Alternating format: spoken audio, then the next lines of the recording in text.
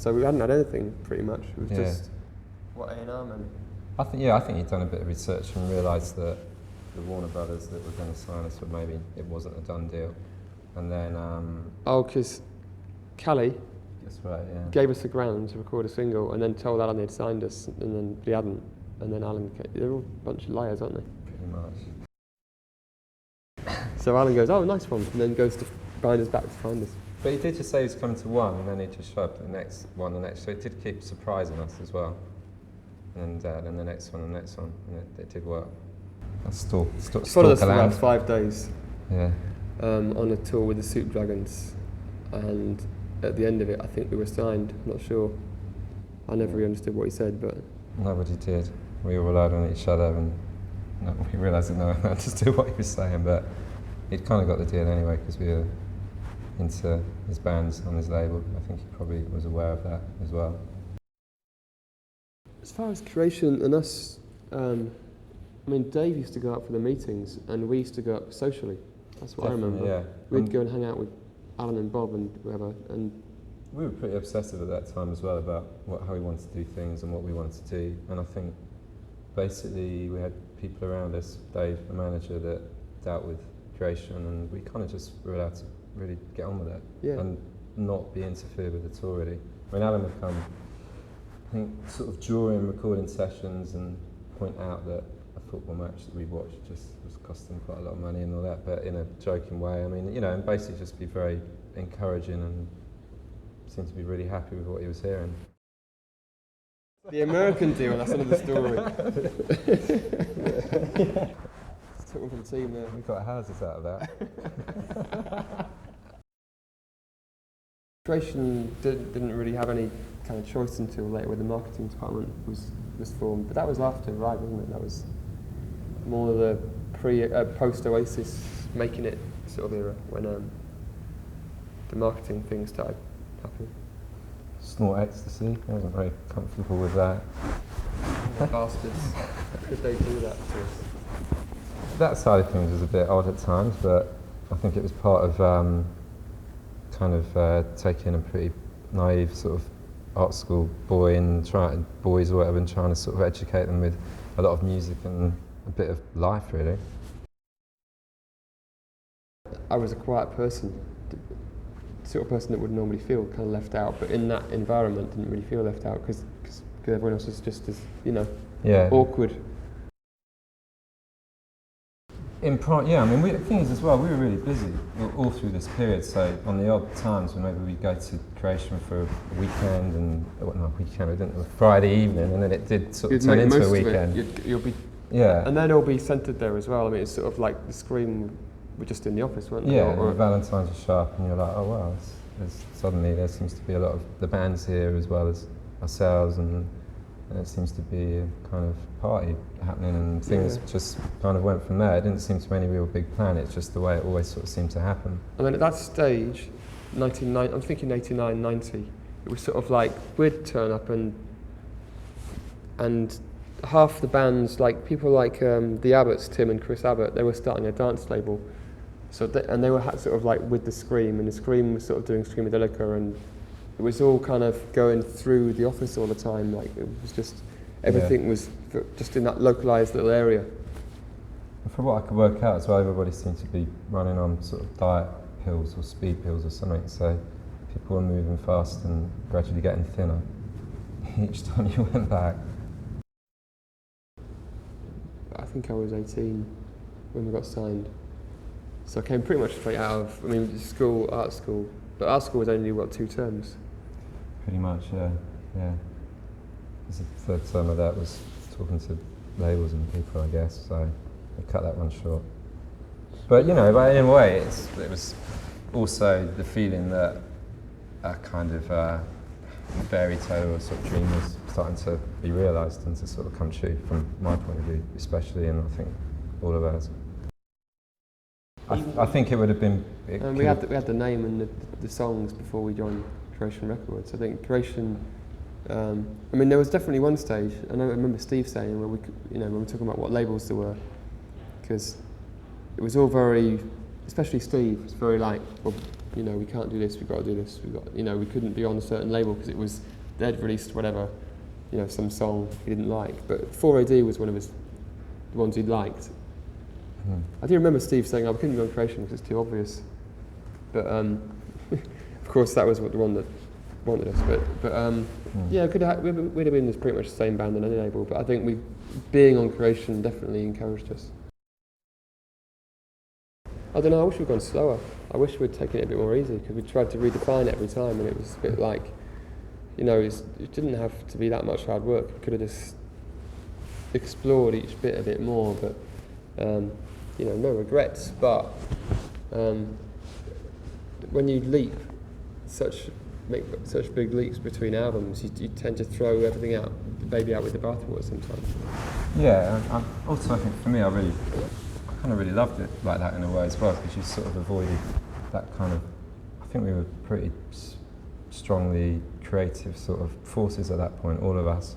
And I think in that way then I don't think we were sort of saying, oh, let's make everything different that we do from now on. I just think we were evolving quickly and in that way kind of it kept it exciting because you were sort of avoiding sort of repetition as well without even realising it. And I was thinking Beatles. I was thinking, right, this is it. We're doing it. This is going to be massive. But we can't stand still. We've got to keep moving forward every time because they did. In '63 they were doing this, and in '66 they were doing that. So we've got to get a move on here, you know, and get somewhere. But you know, you end up, you know, somewhere different. Yeah. So that could have been because we were ripping off The Who. It could have been that period, yeah.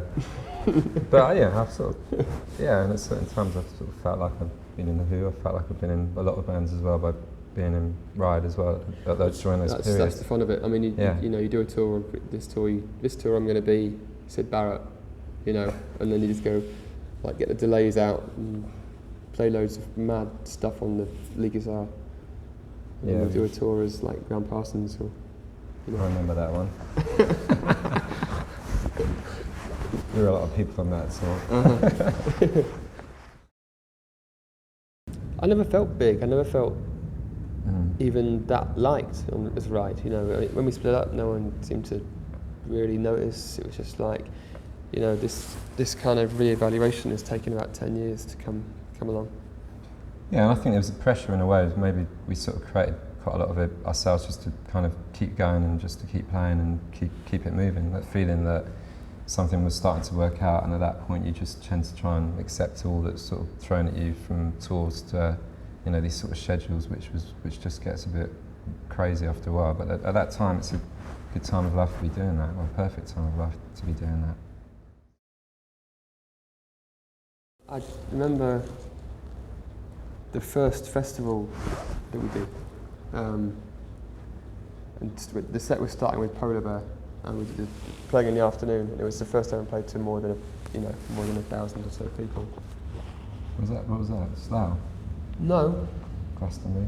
No, it was really early. It was like the first festival. Like we'd been like, I guess 1990, and Polar Bear was the first song. I remember just I don't know, it was good. I mean that is more of a memory than probably the bigger later gigs, just because it was the first time in a big audience.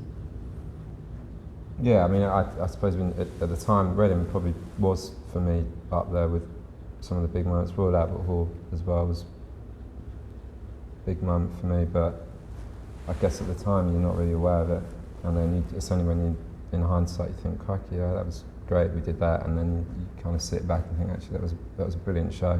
Because you're just too sort of wrapped up in trying to do a good job at that point. And stuff like being on tour, and hearing the songs on the radio while you're on tour. That's so cool. That hardly ever happens, you know. Yeah, John Peel being, what was that? John Peel in session. The top 10 at the end of the year or something. That felt amazing. Those kind of things, and then you go and then do it. You know, the really early tours, man. When you turn up in the place and you're sleeping on someone's floor. And then you do the gig, and the next day you go around the record shop, and they've got it in the shop, and you're like buzzing because they've got it, or they haven't got it, and you get really angry and go, you know, why haven't they got it? I mean, I think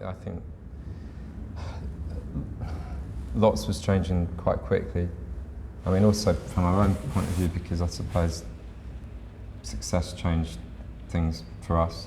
I mean, that's what I think in a way, and it's hard, you know, suddenly that changed the dynamics, I think, quite a lot. And I think that probably as well changed the dynamics within creation a bit and people that were Definitely. working within creation. But yeah, but Before then it's all like, you know, you're going for it and then success happens, and then to kind of keep it real and keep it creative, you kind of need to almost sort of refuse that. But like you say, we were caught up in what we were doing, and for me, creation was sort of like a thing that seemed kind of constant at the time. Like that was the thing that was going to stay the same, because that was like your establishment thing. And we were off on our mad tours and doing whatever we were doing, and every tour we did was bigger, and we're sort of getting to that bit where you peak. And I never noticed creation changing until quite a lot later than that. Yeah, and I suppose as well, creation to us. When we slowed down. Yeah, and I think creation to us, and certainly to me, which was also a great thing about dealing with creation, was the fact that we're pretty much dealing with Alan McGee. And obviously there were lots of people that we saw and became our friends there, but at the end of the day, it would still seem to be quite personal. You were talking to the head of the company kind of thing, which doesn't normally happen, I guess, but that was what we were used to, and that's great, because that just cuts to the people that really care about it, you know, because, you know, creation was struggling at certain times for obvious reasons, and for being a small label, and you know, so it just cuts to the, you know, the right people, the direct thing. Yeah, completely. We all arrived at creation like in House of Love, Valentine, Spaceman 3, Loop, Dinosaur Jr., you know, all that stuff. And then, you know, 6 months later, we just had arms full of Birds records and Nick Drake and like, you know, Velvet Underground. But we knew that stuff anyway, but it definitely hammered it home. Yeah. It was all we wanted to talk about anyway as well. Absolutely, and you know, that was McGee really buzzing for me, was the thing where he knew that he would just keep showing you some stuff that he knew was going to blow your mind, and and it did. I mean, and that's a buzz. I mean, that's like playing music as well live. On stage, you know, we had that. I mean, I had that feeling. I think we all probably did at times, where you knew that when it was started to work, and you just got that feeling back in the room that you were blowing people away, and that's it. That's an amazing feeling. The only thing that I kind of feel sad about with the whole creation time was that I wasn't old enough or experienced enough to know how special it was at the time, because we arrived into it and it was all we knew, and it was just this great guy, Alan, who was surrounded by people that were really exciting, and musicians and people that we got on with or knew about and respected anyway, like the Scream, the Valentines, House of Love. We were getting to meet them all. You're really inspired, and a couple of years later, you start to realise, wow, that was pretty extraordinary. I think everything was pulling us in lots of directions, individually and. Well, yeah, we started off talking of planning and kind of, you know, we were constantly going about, I don't know, track listing for singles was really important to us and all that kind of thing. And you just gradually change, and that becomes just something that kind of happens naturally, I guess. I don't know. Yeah, and I mean, from our own point of view, the start of our relationship was at school, playing sort of Smith songs and music together. I mean, you know, at that point I was sort of trying to learn to play guitar and things like that, and just, you know, it's strange when you've been there with someone, and then, I mean, and actually it wasn't that much later in the terms of years. It did happen pretty quick. Well, school was, we left school 87. Yeah. And got signed in 88. Yeah. 89. So and we went to Simon Art School together, which was, you know, so, and that was, didn't last long really as well. I mean, it just seemed to be that was the way. But also, I mean, that was, for me, that was amazing, because that was, you know, completely my dream. You know, I mean, and it was just an amazing thing to be a part of, because it's that feeling that it is starting to happen. You know, and against the odds, really. I didn't really think the kind of music we were making, or whatever. I mean, it just seemed like a great environment to be in at that time. Just good, just to go and play for ourselves. But it didn't really matter. But I think then you start to realise that this thing is working. I suppose the real ambition then was just to think, well, if we could even just sort of make a living out of this would be amazing. That's probably as far as it went, really. Well, for me, it was to play the local Oxford venue. That's after. So I'd sort of seen my first sort of concert there, and we sort of did that one pretty quick too as well. It's becoming more obvious that the music is standing up over years, which I'm really proud of.